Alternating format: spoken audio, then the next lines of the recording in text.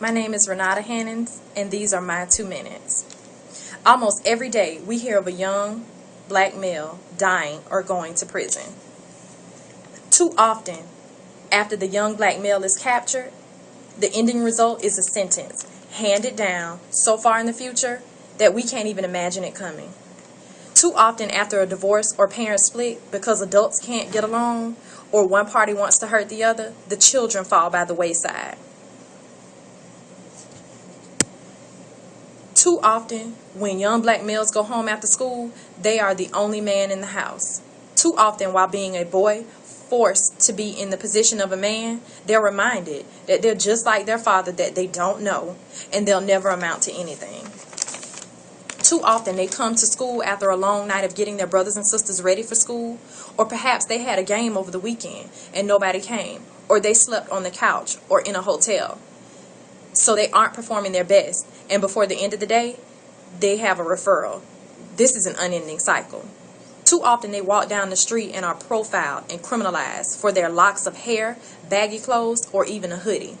Too often young black males are filled with hopes and dreams of running a ball rather than reading a book. Too often we turn on the TV and open magazines and they are portrayed as thugs or a threat to society. Too often they are pulled over and frisked for simply being black, or shot and killed at a gas station because a white man thought his music was too loud. And with all of this, 50 years after MLK had a dream, they turn on the news and see a young black male who was truly the victim be shot and killed, and his killer go free.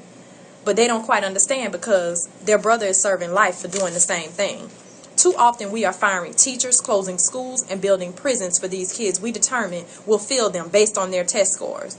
Too often clubs, parties, malls, and football games are at capacity, but no one is at the PTA meetings or in line to vote at the polls. Too often we hear the statement, there are more black males in prison than in college.